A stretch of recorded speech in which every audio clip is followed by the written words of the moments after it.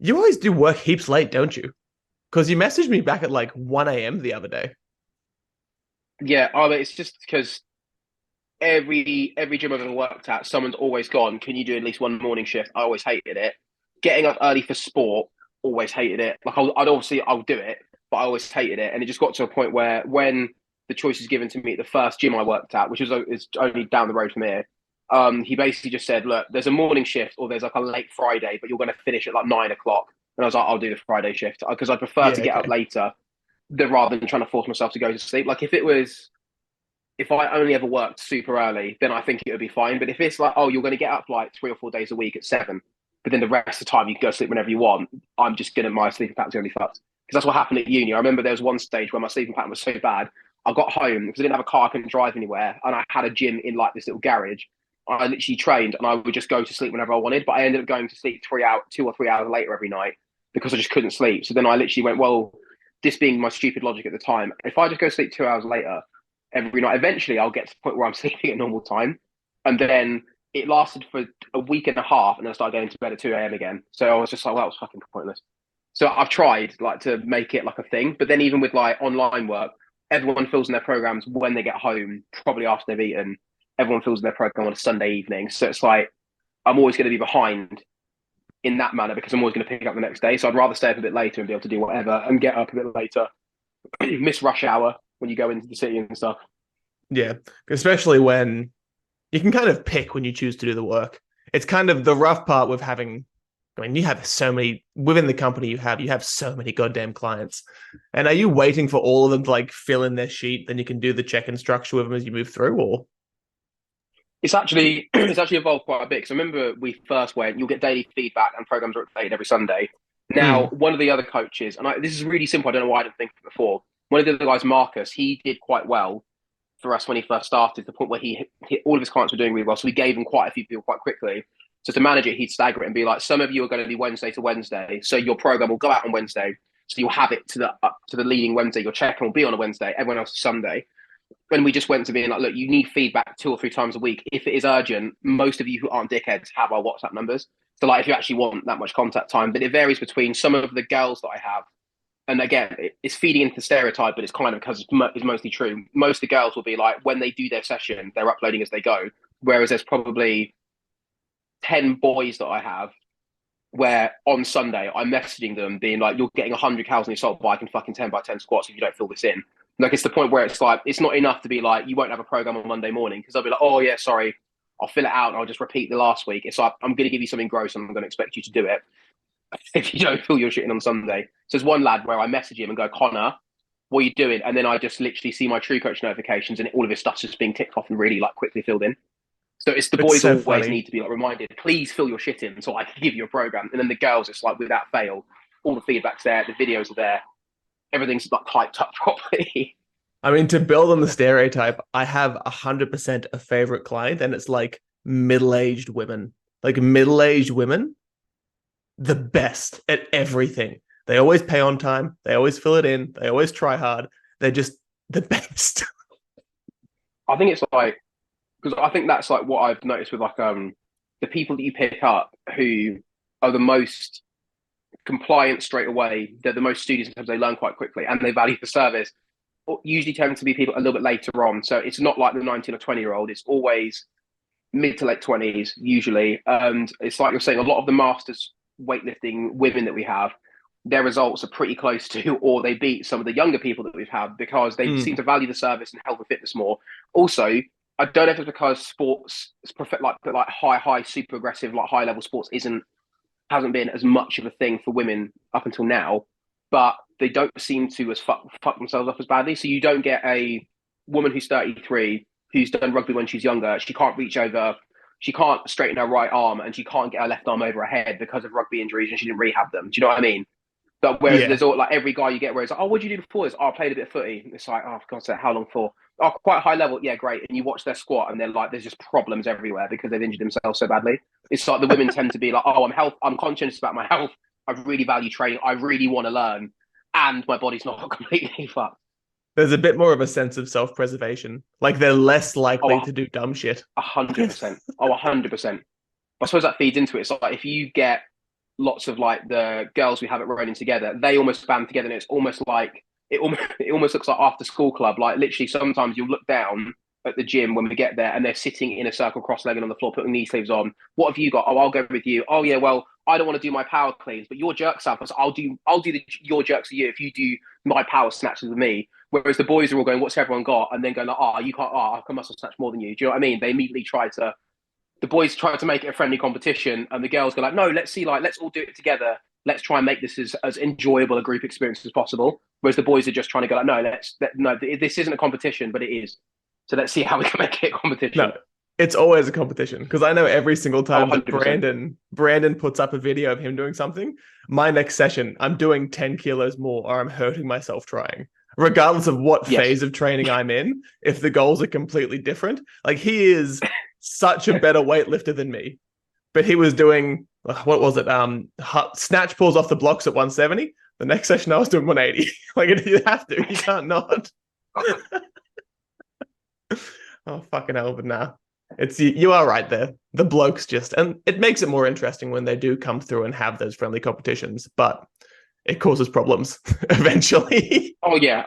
I think it's like having like it's like giving them the big sandbox to play in and being like, just don't go outside of this. Whereas like I've not had many sessions where I look over and some of the get like we had our first like meet up since we closed our other gym at Wit Fitness the other day. And two of the girls, Jamila and Becca, they're probably two of our like stronger girls, but they're also like they're very athletic, like they can do loads of gymnastics, they play other sports and stuff. But they went, oh, we were doing some extra stuff.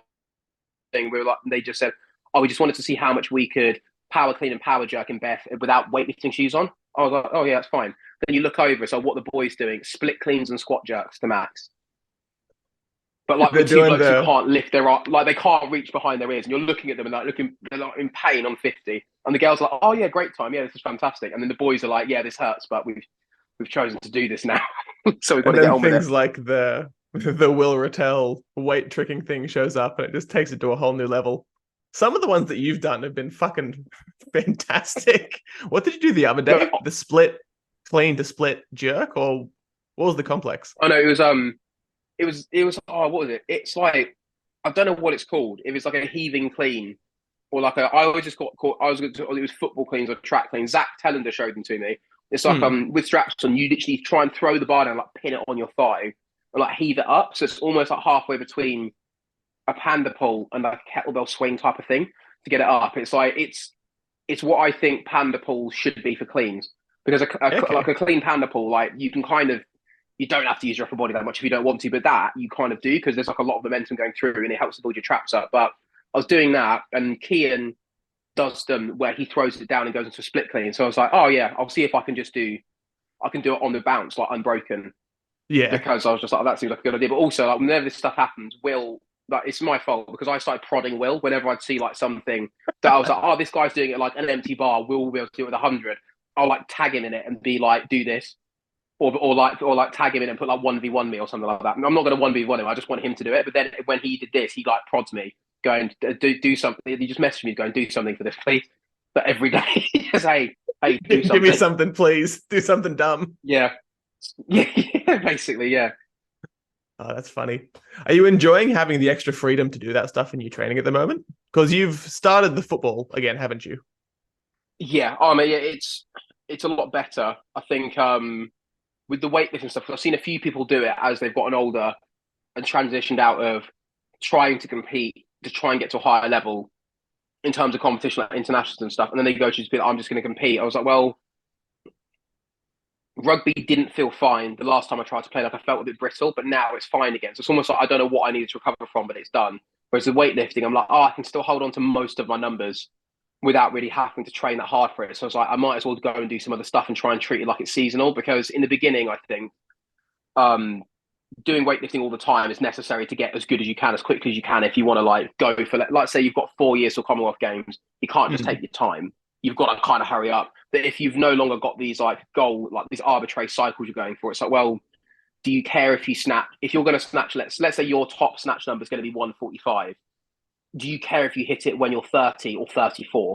Like if that's the top number you're going to hit anyway, do you really care that much? Do you know what I mean? If you know you're going to hit it, do you care if you hit it before that? If it doesn't matter for competition, and that's kind of the approach I've started to take. It's like, so if I spend this summer playing league and then go do something else in the winter, then the back end of next year go back into weightlifting. It's like it makes no difference. I'm still going to train anyway. I'm not going to lose anything, so it's just a bit more fun that way, I think. Yeah, okay. So you'd say you're more of a proponent now of saying the ceiling is going to be the ceiling regardless. Like your top end's going to be the top end regardless of Yeah, what approach that you take, and the amount of yeah, exposure just dictates the time frame of it.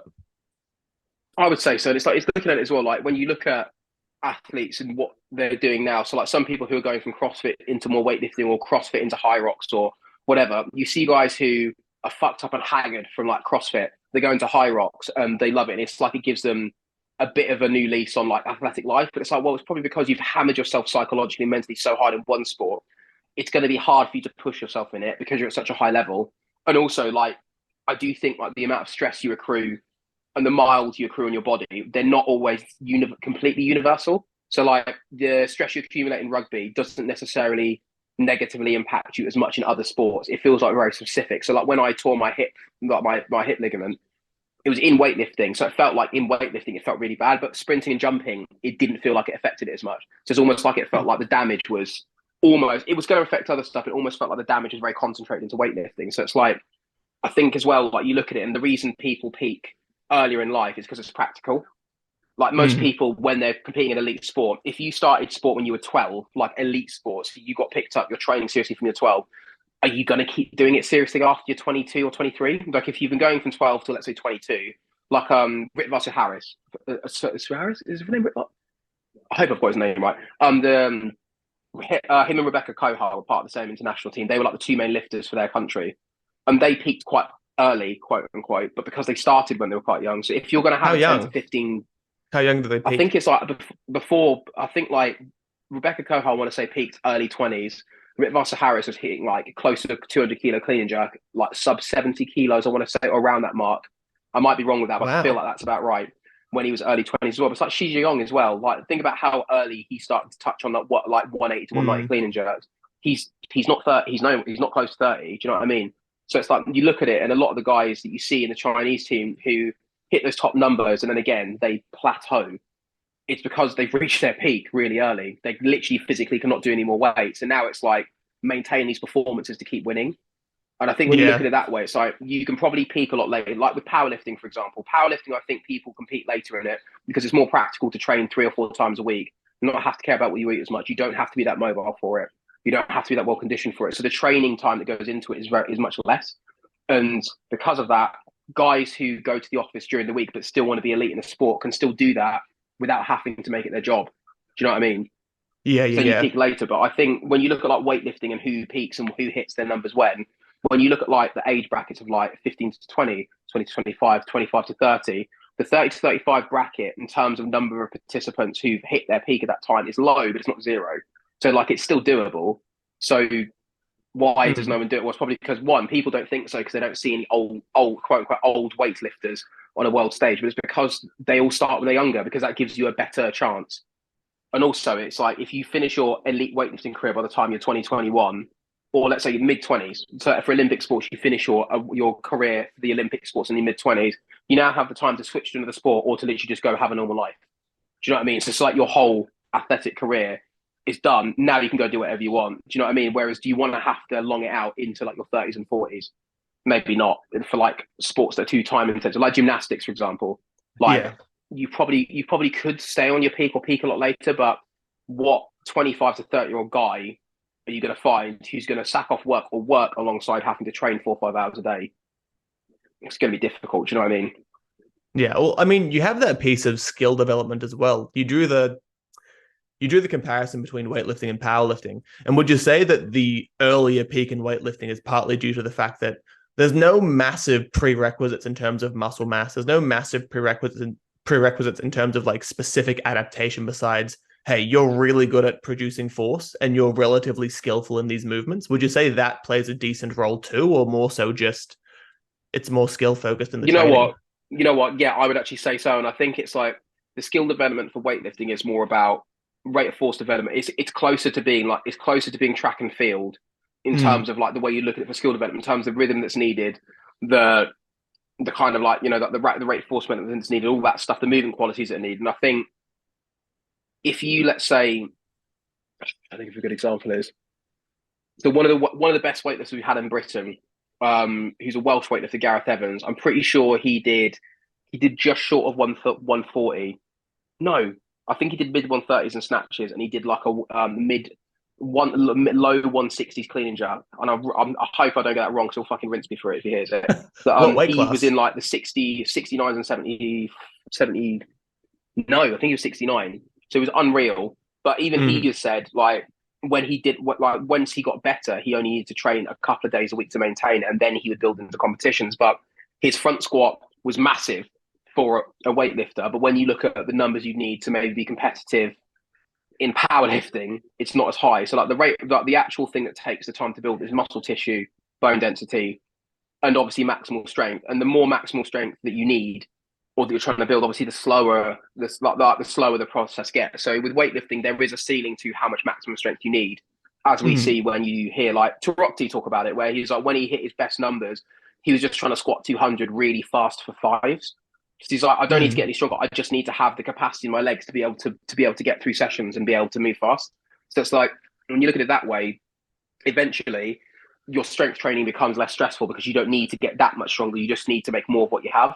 And I think that's where weightlifting can be quite helpful. Like, there'll be a level where you get to where like you just go to the maintenance on your strength, then you're just looking at building the other stuff and kind of like polishing things up. But I think, to be fair, that for most Western lifters, they just don't need to even think about that, because they're probably not strong enough anyway. Yeah, and I think that that's a big thing that comes into weightlifting as well. Is people have the mindset of, oh, I don't need to actually get stronger because it's all skill. Then you have the opposite side of, oh, I don't need to get more skillful. I'll just try and back squat 300. And it's like this, you have to Mm. find this nice middle ground, because I'm a great representation of I'm strong, but just trash at everything. Like the way that I can move weight, I can move heavy shit, but I'll still fuck up a 100 kilo snatch like 9 times out of 10, even though I can pull it above my eyes, because I didn't Mm. have that Mm. deeper understanding of the skill. I only started about a year and a half, 2 years ago. And even though the engine's there, there's just not enough actual exposure to the skill to be able to express it. And I think that it comes into something that I went on a massive Bill Hartman tirade. I don't know why. I found his podcast again, and I was I was listening to it, and shout out Bill Hartman, but fuck, buy a better microphone. Like, Jesus Christ, it's like he's talking into a tin can.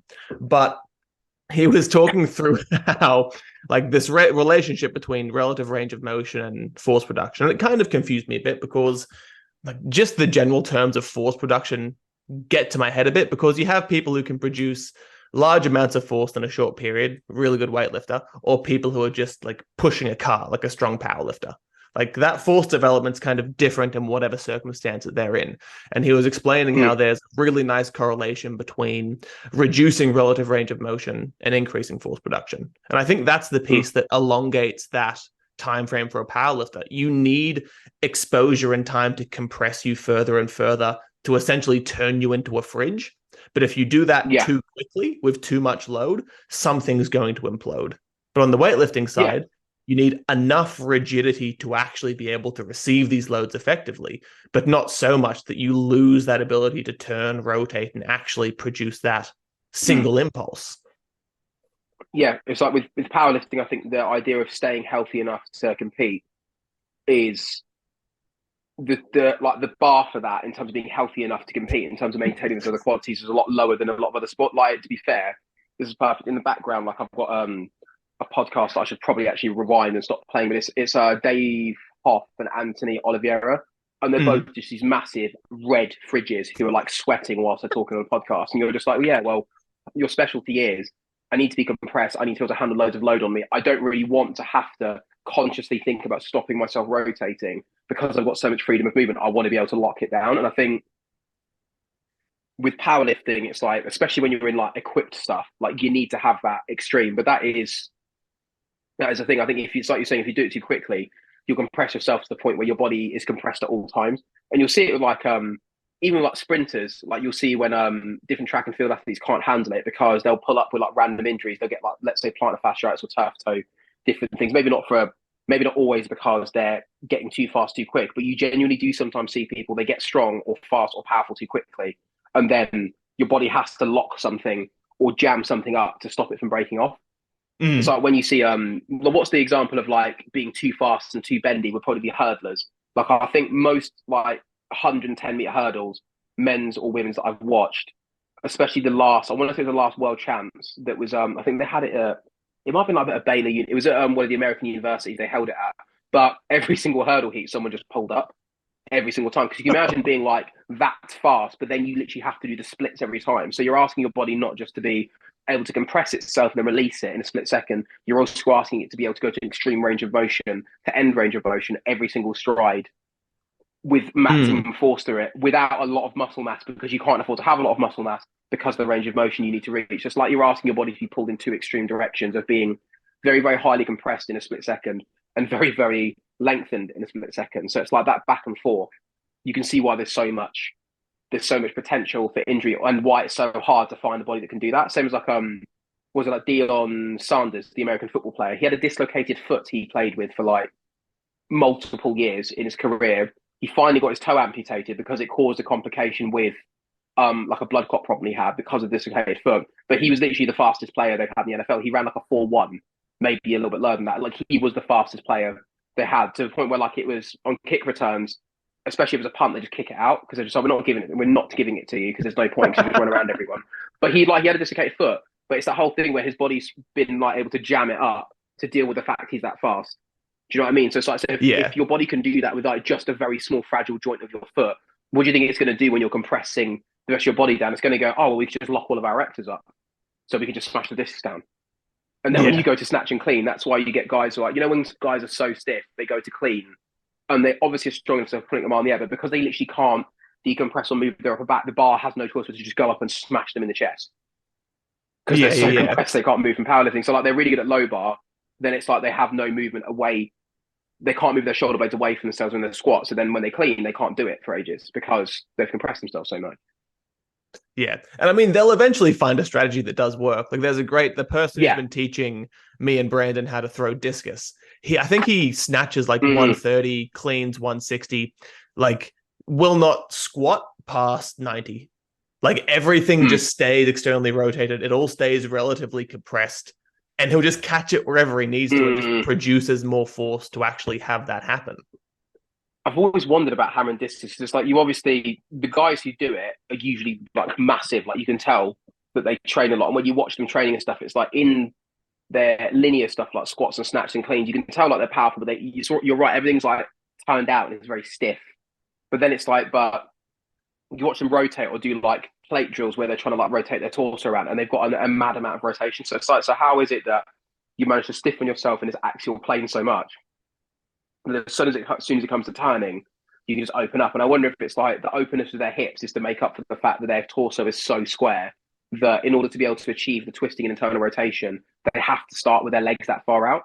Do you know what I mean? Because if you have Yeah. zero internal rotation in your hips, you've got to get it from somewhere. So it's like ice hockey players. You see like the way that they push off the ice and the way some of them end up walking, they turn their feet out super far so they can still pronate and supinate their foot when they're walking. Because if you're like, if you imagine like you've got like a block on the inside of your leg. So now you can't bring your knees in line with your hips. Well, then you're going to have to turn your toes out so you still have the ability to move to relatively rotate your hip in and out. So I wonder if that's what Yeah. that is with the throwers as well. You're really wide, but you need to be this wide, but you also need to be able to rotate. So then you artificially create the rotation in your hip by just throwing them out super wide. So then you can still turn in. Well, it just creates more options for them. If they can, if like, because Yeah. the way that he's conceptualizing and showing us how to do it, that goddamn action when you whip that hip through, it's so hard to get your head around, and it's so cool to watch Mm, someone who's good at it because they can just produce so much force with it. But they're essentially mm, starting so far out into ER, they've maximized the arc that they can move through as that hip comes around. And mm, because they can produce so much relative motion at that hip, their torso can just be locked. That torso can just be this yeah. center block that acts as just this hook that projects this load. And I think that's Mm, why, because they'll produce so much stiffness proximally and keep that torso rigid to have this like massive whip action coming through those slightly more distal structures. It's really cool. And they also mm, have the implement as well. Like I think that hammer throwers are a little bit different because yeah, they're rotating, but it's much more of a pivot as they're coming around and through. They're I'd say that they'd be a lot more compressed and a lot, I mean, relatively saying they have less access to range than someone like a javelin or a discus thrower, but they can Oh, use that definitely, yeah. implement as well to say, cool, we have to produce a lot of torque, we have to pivot, keep the center mass locked, use the implement to gain speed, and just have enough rotation at that hip to allow us to finish and direct the implement. I suppose as well, like when you look at hammer throws turn, it's like I remember Zach Couples and maybe Bill Hartman going about it. It's like if you stay in this, if you keep your spine or something relatively still, and then let's say you move like your femur or your thoracic spine around it, you're changing like the rotation, like how Mm. you're like how the joints rotate. Whereas if your whole body moves to face a different direction, it's orientating. I suppose with hammer throwing, you're literally holding on for dear life, and you're just reorientating yourself constantly in a circle. Whereas when you watch like discus throws and shot putters, you can see there is a deliberate like delay, and like they're taught like different parts of the body rotating at different times. Like when you see like baseball pitchers, especially like the actual good S&C guys, they try to teach people how to delay their hip snapping through and the arm snapping through. It's like with discus with hammer. I suppose you don't get that because you need to stay stiff so that you can keep the tension in the chain so that it will keep on whipping around. Because if you all of a sudden were spinning round stepping and then you just started to rotate your arms at a bit of a different time to everything else, then the tension in the chain is going to be all fucked up and you won't be able to release it. So I suppose in order to be able to keep it so the tension, the chain's going to stay there so that you can keep getting that rotation, you can't afford to do it. But with like discus or shot or javelin, you kind of need to delay it so that you can create that whipping motion to let it go. Yeah, so you can actually have that action. I'd say like if you were going to put them on a continuum, you'd probably go something like hammer, shot, disc, javelin in terms of how much of that relative range that they're actually Yeah. going to need. I fucking love watching javelin though. Well, have you even seen that? There's a video going around on like it's on. I think it's mostly on TikTok and Instagram. But it's like someone's got like a super high definition slow mo video of a baseball pitcher who's throwing. I think he's throwing at like 96, but the degree of like external rotation he gets, where like his hip basically goes forwards, probably about like a quarter of a meter, and then his hand is still in the same place, and then his hip comes through, then his shoulder comes through, then his elbow comes through, but his arm almost like his forearm almost goes and externally rotates till his forearm is parallel with the floor, then it Mm. whips through, and it's like you can see all the muscles in his shot because I think he's also got like a vest on, so you can see all of his shoulder muscles just completely disengage. So like you can see like everything like wobbling around like jelly because he's just whipping the arm through like it's a piece of rope, which is just which is like just Yeah. insane. Because then you watch like discus throw shot putters, you're like, this is impressive. The amount of force that you can get, well, the speed you can get through a body that big, and then you watch baseball pitchers and like javelin throwers throw, and you're just like, I don't understand how your arm's not coming out of your off of your body because you're just like it just looks like there's no tension in it. It looks like it's just like a purely momentum based thing where they're just letting their arm turn to jelly so that it can whip through. Well, it's just the most severe example of that. I wouldn't say yielding, but from that relax to stiffen system.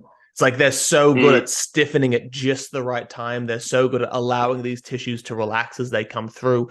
And I think that, like, if you're looking at general good programming, that's the piece that a lot of people miss within actually training someone for not just accruing muscle mass, saying, cool, we need a system that's able to relax and then stiffen at these good intervals. And I think that you get the argument that weightlifting's too hard to teach a regular person or a track athlete, but I could not think of anything else that would do a better job at teaching you to stiffen and relax at the correct intervals and just have that pattern coordinate itself.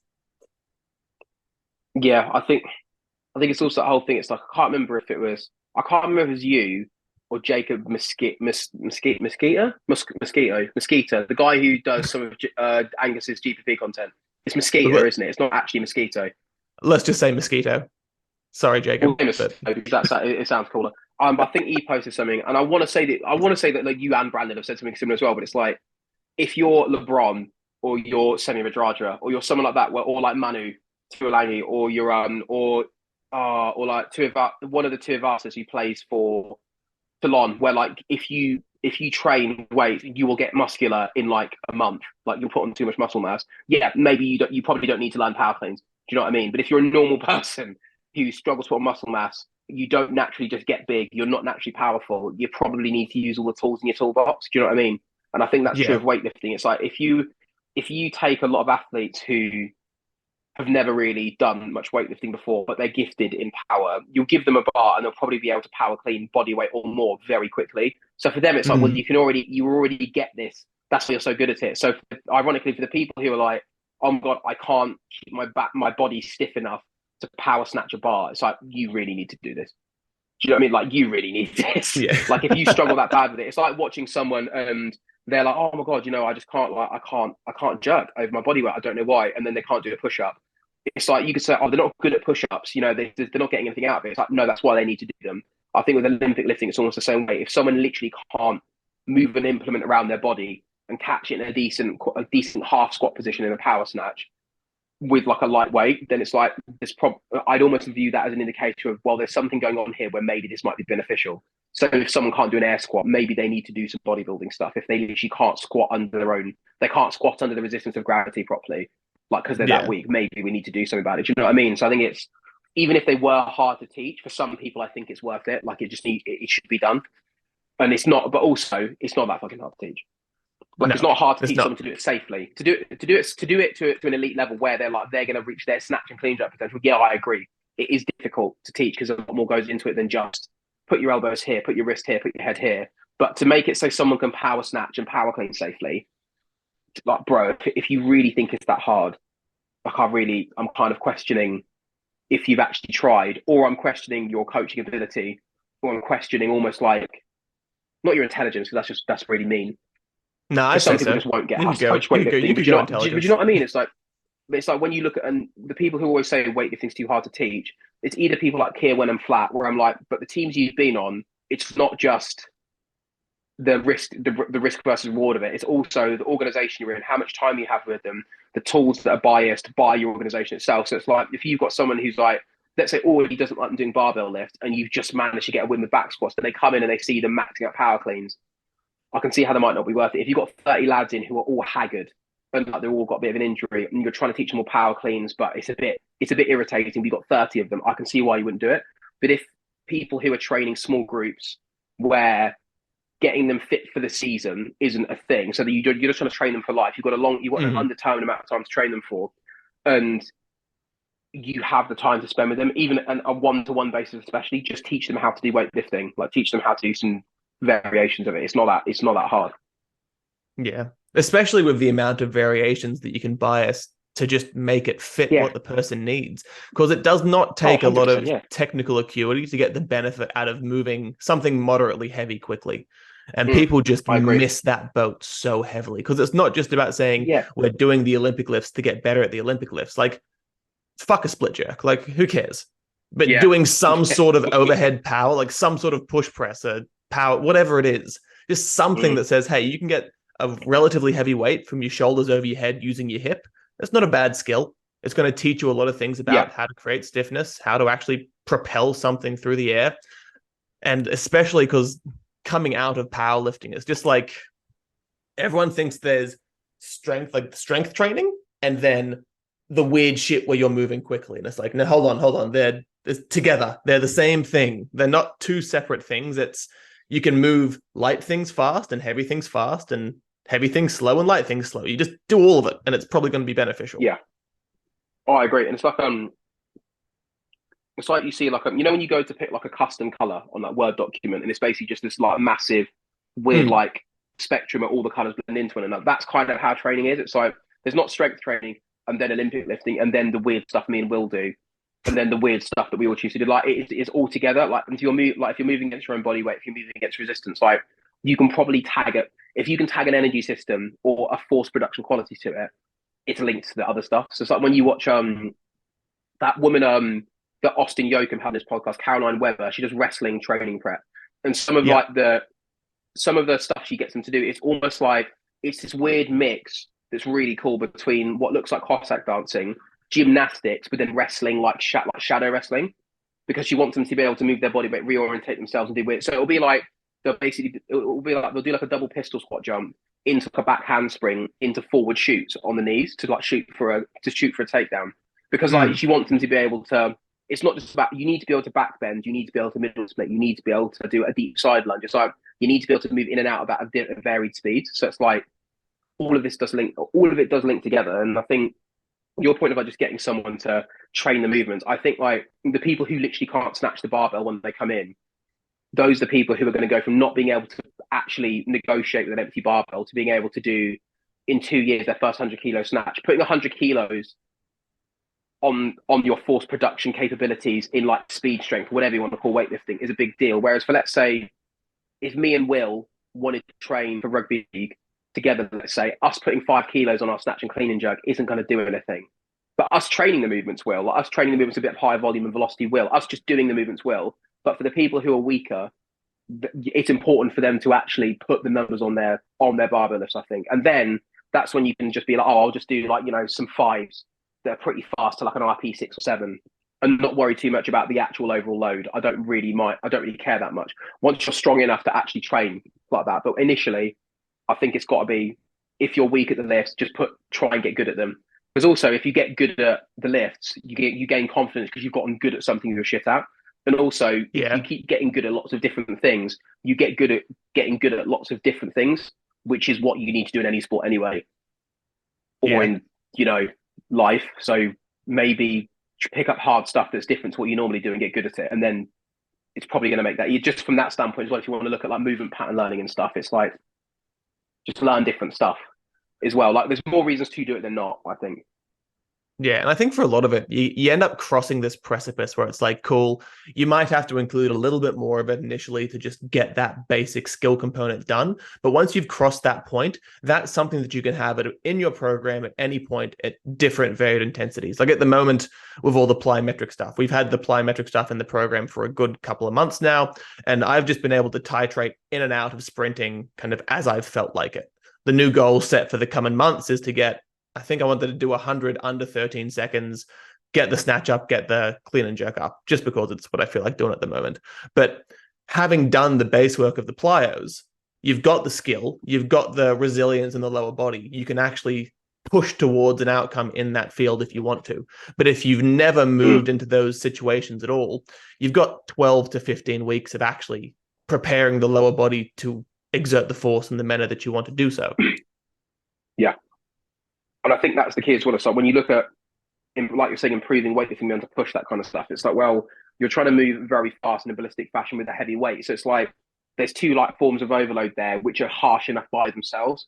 A big back squat is harsh enough by itself. And let's say, like you're saying, 100-meter sprint in under 13 seconds for a lot of people is also going to be very harsh by itself. So now you combine this weird ballistic speed activity together with heavy weight. And it's like, your body, you do need to do some prep work for your body for that. And I think, like you're saying, if you're just learning the Olympic lifts, like how many times do you see people do like a 20-minute warm-up routine? It's like, just remove half of it that you probably don't need and just go practice snatches for 10 minutes with an empty bar, and then go do the rest of your session. So with some of the beginners that we get in, that's all I really get people. Like some people say, can I get a session or can I get a program? And they'll do a PT session. I'll just go, look, like I've written you a note on my phone. I'm going to send it to you. You're just going to practice this drill for 10 minutes before you do anything else. I often just every gym session, just do it with the, I don't care what weight you do it with, but just do it and try to make it look like the video.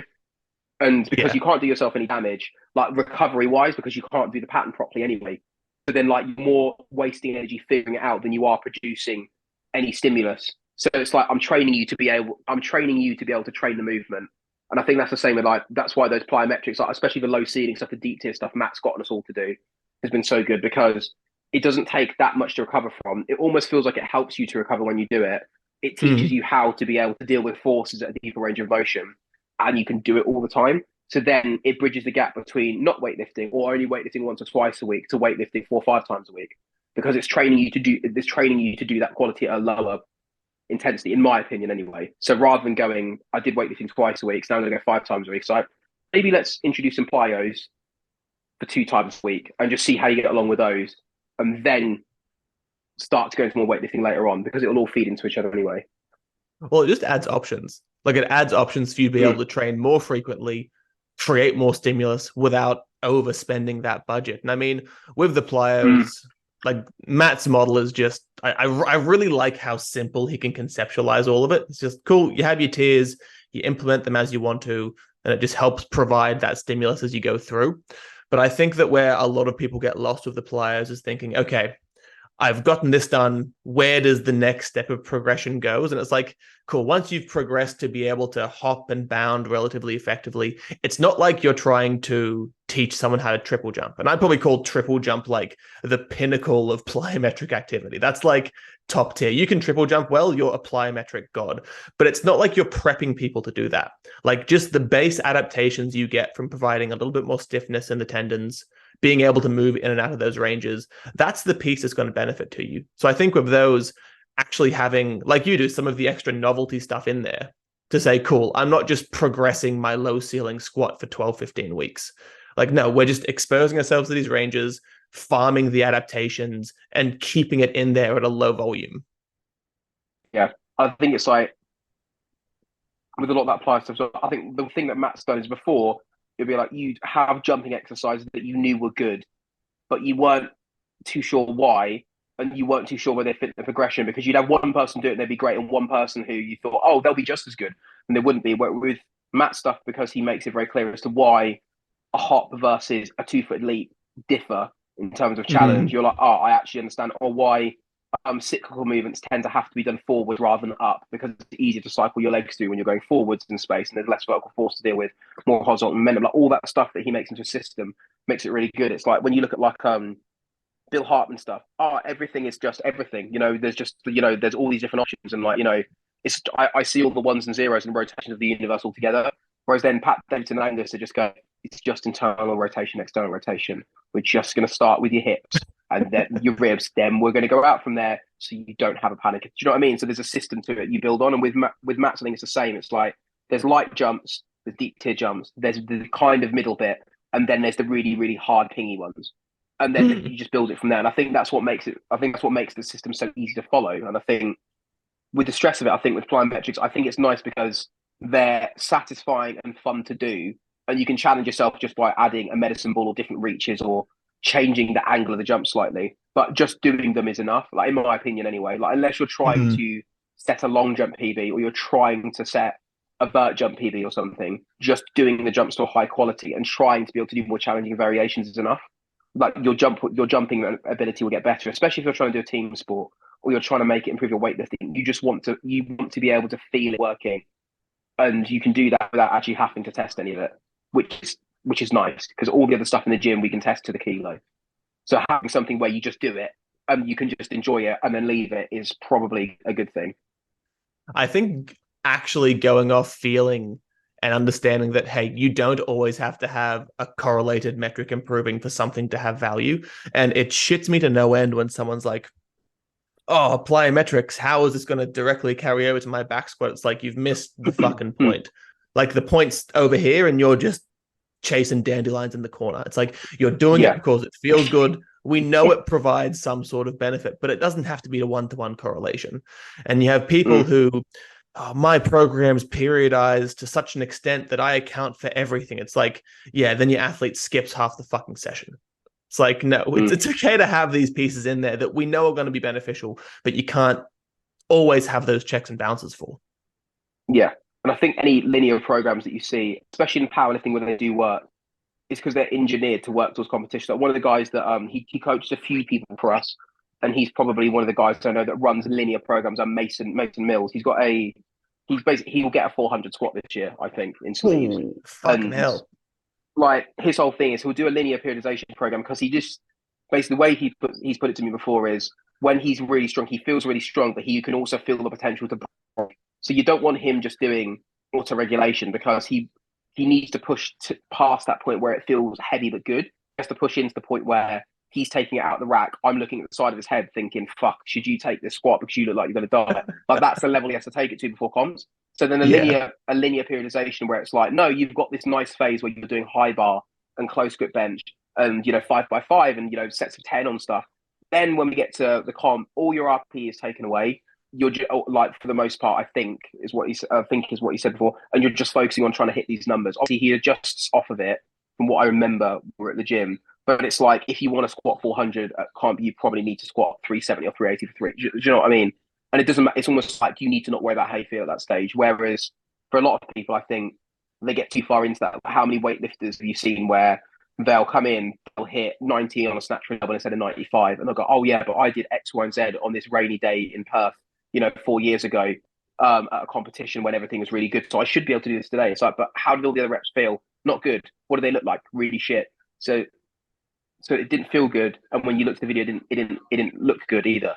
So it didn't feel good, it didn't look good, but you should be able to know. Do you know what I mean? It's like learning to work with your feelings is going to be good, Yeah. and I think stuff like fires and throws is going to be good for that. Because if it just doesn't feel right, then you can start to address why. And with weightlifting, I think that's important because then when you have those freak days, you feel really good. You know you can go for it, and when it just doesn't feel right, and you look at the video and you're like, "Oh, it doesn't quite look right," then you'll be able to trust that feeling because you've had Yeah. other experiences where you're just worrying about the feel of things to be able to dictate where you're going. It comes back to the old make hay while the sun shines. It's like having the awareness to Yes. know when you're able to push or not, but also like for the bloke who's about to squat 400, if he comes into the gym one day and he feels really good, he's still not going to try and squat 400 because the sheer amount of fallout from that single repetition is going to fuck him up for about a week. When you're dealing Yes. with certain types of stimuli, there's levels to it. Like if somebody Yeah. like I don't know, a light female who can snatch 80, like an 80-kilo snatch for her is not going to put her out for 3 weeks. Like, sure, she Mm, might be tired the next day, but she could probably back it up in 2 or 3 days and do it again mm, without too much hassle. So, in those instances where people are a bit more in tune to how they're feeling and how they can auto regulate to an extent, it's probably good to push. But where the linear mm. periodization comes in is when the cost of that stimuli is so high, you can't afford to spend it at that point. And I'm sure that comes in when Yeah. someone gets much stronger in any discipline. Yeah. And it's like listening to like the podcast they just put up on the FTS with Dave Hoff and the trigger warning conjugate guy. I think Dave Hoff was going on about that. He was like he was saying, "Oh, if I get roped in when they were talking about when they were training at West Side with like all the guys there, he was like, if I get roped in and I try and take a deadlift PB off of pins, and I feel like I could be on for just a nice single, take £5 PR, but everyone else is like going £30 up, and I know I can do it, but my nose is going to bleed. Like I'm gonna pop a blood vessel." He's like, that's a month of recovery that I might have. So if I just take the £5, he's like, that's Mm. a little bit that might push my body far enough. Like that. He just said, what was he said? It was a phrase that was good when he said, he just said his training is lots of little littles. He's like, if I just get a little bit of a deadlift PB here, if I just get a little bit of a strain on that squat, it should get. He's like, I'm just trying to get my body to give me a little bit of adaptation, but enough where I can adapt, but I can come back next week and train. He's like, because if I get a big burst of like a £20 PR on a squat, but then I'm out for 2 weeks, does it matter? Because I haven't trained 2 weeks properly. And I think that's the Yeah. same thing. When you get to that level, it's like you have to be careful how big of a PB you take because it's going to work. Because they might write you off for a couple of weeks. Whereas for some people, they'll take a PB on something and they'll just be like the next. It's probably just don't go that heavy next week, and then come back and just start again, or just don't go that heavy for the first part next week, and then you can crack on. Yeah. And And we people all will know try people and like that take where they that. can, yeah, Yeah. but where They'll, they can compete like 2, 3 times in a month and they'll be fine. Whereas we know some people they compete 5 times a year instead of four, and they're wrecked. yeah. And people can't draw that distinction. They'll think, oh, I hit something heavy last week. I need a break. It's like, hold on. You Yeah, suck at the thing. yeah. You didn't lift a lot of weight. You got a PR, that's great, but you probably don't have to regulate that far down. And I feel like that's where people get Mm. lost in auto regulation. They're like, I did something heavy, so next week I do something light. It's like, but how do you feel? I don't know. It's like, well, what do you mean you don't know? That's the whole point. If you feel good, you keep pushing. If you feel shit, you don't. Yeah, I think it is almost like for some people it's a case of for the people who want to go heavy after comp or after they've gone really heavy and they don't want to listen. It's almost like no, let them do it because then if you just give them the guidance, like look, try it. But if it feels terrible, just cap it here, or you give them for some of like for some of the guys that I know will do it anyway.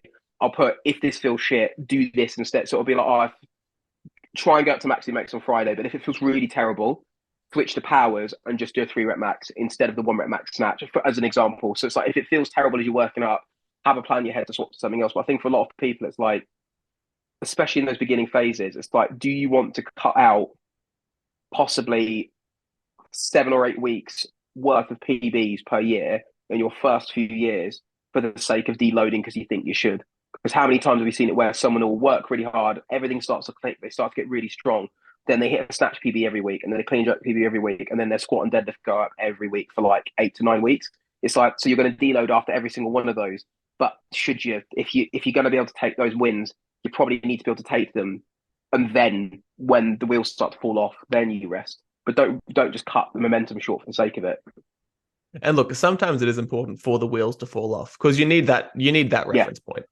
You need to understand, Oh yeah. hey, where does this person kind of break? Because regardless of what you're doing, you're gonna cop a receipt at the end of it. Sure, if someone's Yeah. resting color is purple and they have that Enadrol glow, their receipt's probably going to be a little bit larger than most people.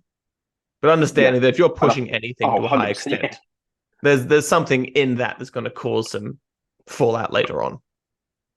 Yeah, I think that is it, isn't it? So if you truly wanted to train just for health, you'd pick up the Pavel Tsatsouline Power to the People's program and you do strict press of the kettlebell, deadlifts, and then walk 2-3 miles a day. Do you know what I mean? Like you do something where it's Mm. like this keeps me just healthy enough to be able to do it. And you see that with like some you see like a lot of old school strongmen. Like there's a guy called Jamie Lewis, and he has a website called Plague of Strength where he writes loads of articles on like Mm. a whole load of different S&C stuff. But he's obsessed with like old school strongmen like John Grimmick. I think John Grimmick had like a 500 or 600 pound squat, being a very light man before squat racks were even really a thing. Like as in a squat rack wasn't a thing the whole of his training career. And apparently, when he got older, he would just do sets of 10 because he's like, I don't want to just 1 rep max anymore. I don't need to. But apparently, up until the day he died, which was like in his 60s, he could still squat either 315 or 400 for sets of 10.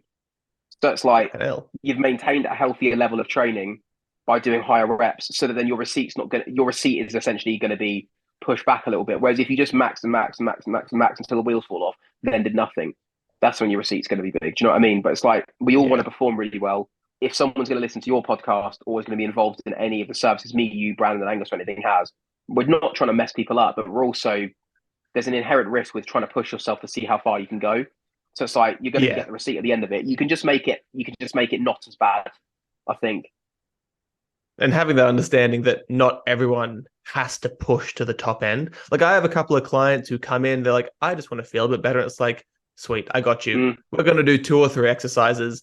You want to throw a med ball? Cool. You want to learn how to power clean? Cool. We yeah, can do that. That's fine. And you're going to feel better. You'll go home. You'll have a good nap and you'll come back the next day and do the same thing. Like, and that's great. yeah, Like sometimes I envy those people because they don't have that like fucking like weird head and the like, weird voice saying, nah, max out, bro. You gotta go heavier. Like they don't have that. So they can just enjoy training and being fit. And I think that people, mm, if you say, oh, I'm training for fitness, like most people will be like, what do you mean? It's like, well, no, they kind of have the right idea. They're just training to be yeah. good at a couple of things and feel better. I think that's why like you see with a lot of people who are getting involved in elite sport, like everyone's a bit weird. Like for people who Oh, like, 100%. if you go to most CrossFit gyms, especially where people want to do competitions, and you go and there's weightlifters and powerlifters and whatever else there, everyone's a bit weird because it's like, well, you're doing competitions where like you're redlining yourself. Like some of you are being sick in the bin between wads, but you literally, if you get asked, what was it like? Oh mate, it was so fucking hard. It was so I was sick halfway through. You do it again. Oh yeah, I've got one. I'm signed up for another one next weekend. Do you know what I mean? It's like they meet you. It's a weird thing where it's like you want to push yourself that hard, and you kind of want to get close to almost being in the bin Yeah. because for some reason that tells you, oh well, I'm pushing it hard enough, so I'm going somewhere I haven't gone before. There's like a weird. I feel like there's probably some kind of like weird like thing you're chasing if you want to go for like elite perform or like super high level performance in anything. But I feel like most people also probably have a bit of that in them. It's just it's not loud enough for them to go, oh yeah, I'm going to push it to the point where I might hurt myself.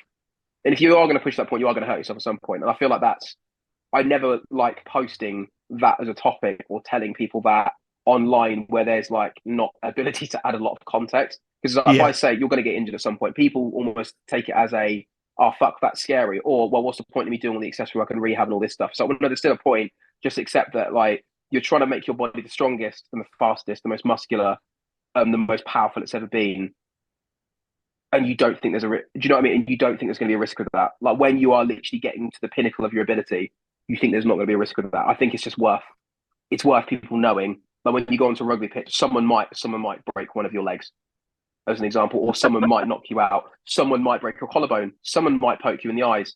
Do you know what I mean? It's just worth knowing there's some risks that come with this, but as long as you can kind of realize the kind of like the eventuality of you might get hurt at some point, I think that makes it a lot easier for you to accept what you're going to do.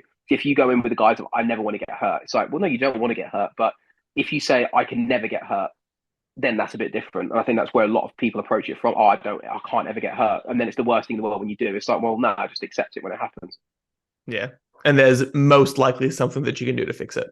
Like there's very Oh, rarely things that 100%. I've seen. Like I've seen somebody, God bless him, he was squatting at a big powerlifting comp and he folded forward and blew out both patella tendons. Uh, Like, that's such a common injury to see. Not common, but it's all over Instagram now. Like there's always a video of a guy blowing his yeah, patellas out. for the double patellas. And he's back to deadlifting. He's benching heavy. Double patellas. He's chipper as fuck. Yeah, one popped, and then I think the other one went when he folded down. Oh, So oh, yeah, that is unlucky. but he's back to training. He's fucking smile on his face, doing his block deadlifts. Like you can, it's Mm. amazing what they can fix now. Oh, mate, yeah. I think it's also like if you get back into doing something quickly. Like, you remember there's with him being like a contentious figure, Louis Simmons, when he said I think it was his back. He had an operation on. He had it fused, and he said He had a he was lot of like I things need done to to do his something. spine. Well, yeah, but I remember he saying he like his first spinal injury. He's like I need to do something. So I think he said he was like, oh, I can do back extensions if I lay down, and I can jump onto a piece of wood, like as in a 2x4, like 2-inch piece of Mm. wood. So like it's like so it seems a bit stupid, but it's also like but you're trying to ask your body to start doing a version of what you want it to do in the future. Whereas like the guys that I've always seen, and again, it's always the guys, it's very rarely the girls, where they don't rehab something for ages, pretending it's going to be fine, or just trying to accept that it's going to be broken. That rehab is the fucking hardest, where they've not done anything and they've left it because now your body's healed it in a way that is made for rest. Whereas if it's Mm. like it hurts and it's painful, but you've been trying to force yourself to train and do something with it, as soon as you got out the cast or out the hospital, whatever it is, whatever injuries you had, you tend to find that those are the injuries where they might bother you a bit, but they're probably an afterthought. Like it's probably just a little bit. Oh, it bothers you a little bit, but it's not that bad. Like Yeah. both all of my knee and all of my like MCL injuries and stuff I've had. The first thing the physio did was look at it. Ah, you can walk. Can you do any of your gym exercises? Oh, you can snatch that moving your feet. Okay, just don't split jerk. Just do lunges with a hand support. Then it's when you play, when you run, we can strap up your knees so they don't hurt, so you can still get some loading through them. And then magically, oh, as soon as I reach that 8 week mark where the scar tissue lays down, oh, it's fine. Don't feel it anymore. Whereas any injury I've left for a bit because someone said don't do anything, oh, bro, it takes so much longer to get rid of. Yeah. Whereas you start working on it straight away, it's probably going to be better. I think that's such an underrated way to view injury management and rehab. It's like, cool, what can you do? We'll do it to some Yeah, extent, regardless of, oh, yeah, is that yeah, in the textbooks meant to make it worse or better? No, look, if you're moving it, it's probably good for it. Just don't do yeah. something dumb, like which we've all done. You kind of push the envelope a little bit too far. And I was like, oh, well, that's where it stops moving now. But Yeah. understanding what you can do and just progressing that to a certain extent, it's always going to have favorable outcomes. I've never And I seen think where it's it also like, hasn't. oh no, and I think it's I think the best example I've seen. I want to say he's got a YouTube student. One of my friends, Joseph Vandermeer. I still don't understand how he's done it, but he was doing like hand supported split squats, but on like the world's whippiest safety bar. And on the way down on one, the whip catches him wrong, and he slips and he tears his adductor and his abs. So it's like Oh, it was a big herniation. So he was risking a hernia, all this stuff. And the oh, first thing he does when it happens is he chucks the safety box back and like pulls himself into like the fetal position. And he's just like, this isn't good. But then 2 or 3 days later, when I talked to him, I was like, how's it going? He's like, oh, it's great. I've done my first day of rehab. And it's a video of him in his dressing gown, literally like lowering himself down onto the floor and literally like just doing like clamshells with his empty leg, just back and mm, forth, really slowly, hand supporting it. And I was asking him like, why are you doing that now? And he was like, well, because this is like the primary function of my adductors. This is how I think it's all. This is the way the muscles work. So if I just start moving it now while the scar tissue is laying down, I know that it will heal in a way that will let me do stuff. Because I think even like when he was saying, looking into it, it's like, well, you've got 18 months for scar tissue to be turned into muscle tissue. So across the 18 months, you need to keep training it and telling the scar tissue or the new muscle tissue what you want it to do. Otherwise, you'll just get scar tissue and you'll never get muscle tissue back. So it's like, if you think about it, it's yeah, like you've got new tissue. It's stupid. It doesn't know what it's doing because it's new tissue. It's a new thing that's been put into place. If you don't tell it what to do now, you now have a bunch of old tissue around it that knows what the job is, and this new stuff that's been laid down that doesn't know what it's doing. And that's where I think the re-injury often occurs because of it. So it's like the stuff you can rehab from is mad, but then the process is still the same. It's like, what did you tear? How did you do it? okay, how big of a tear is it? What can you still do? What can you do to tell your body it needs to be fitting and strong again? Okay, go crack on. And it's just figuring that out. It's just some areas are a bit sketchy than others. Like a quad is Yeah. straightforward. A groin high up or in your abs, that's more difficult because also you can't stop moving that area. So it's not like you can Mm. immobilize it while it starts to heal. Tricep, easy. Pec, not sure.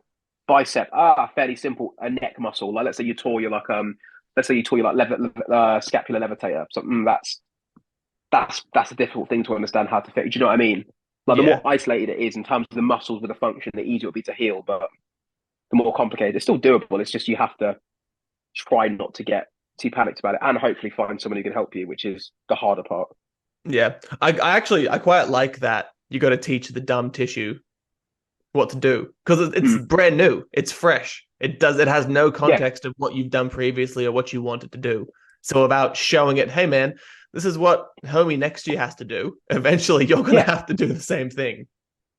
yeah, and it's unbelievably resilient. It's like one of our coaches, Benedict, he has Erb's palsy where the nerve that connects basically your lower jaw muscles and then it innervates down into like your tricep, your bicep, your lats.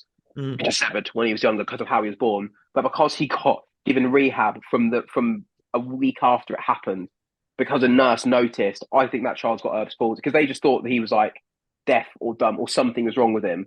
But when a nurse saw him, she said, "I've just been on a course to learn about this stuff to rehab people. He'll be fine, but he needs to start rehab next week. Otherwise, it'll be too late because he won't be able to pick up the muscle patterns." So now, even though he doesn't have a good nervous like neural connection or one at all, the muscles and the actual like kind of like the impulse or the Golgi tendon reflex and all that in the muscles themselves are fine. So then he can still do stuff. Like Wow. there's not that much difference between his palsy side and his right side. To the point where people actually ask him, "Do you actually have a disability?" And he's like, "No, I do, but I've just had a really great nurse to help Yeah. rehab it." Same as like a Klokov. He's got a severed nerve in his neck, so that's why he spins or rotates when he clean and jerks because he doesn't know where his Yeah. arm is. But because he keeps on doing loads of stuff, you can figure out ways around a lot of stuff your body can't do. Like even having a nerve severed, where you're like, "Oh, I can't really feel my arm that much." Then it's like, "Oh, but I can still get it to work somehow." Like it's you can just there's a lot of stuff you can still figure out how to do. It's kind of weird. Yeah. It's incredible how resilient people can be and what a body can actually do when you put the task to it. It'll figure something out. Mm, Whether or not it creates a problem down the line or whether or not it's a strategy that'll last forever. It'll pick a strategy. It always will. yeah, exactly. Yeah, exactly. I reckon we'll Mm, round it out there. I'm happy with that. yeah, yeah, let's do it. Hit some good points. Let everyone know where they can find you. Give you a little plug. If it's me on Instagram, it is KDOT Speed, all lowercase, no spaces. If you want to find my coaching services and the other coaches, it is Ronin underscore strength underscore UK on Instagram. We've got a website, it is roninstrength.co.uk. That's where everything is from like our discount codes to our coaching services and content. Beautiful. All right. Thanks for listening, guys. Talk to you soon.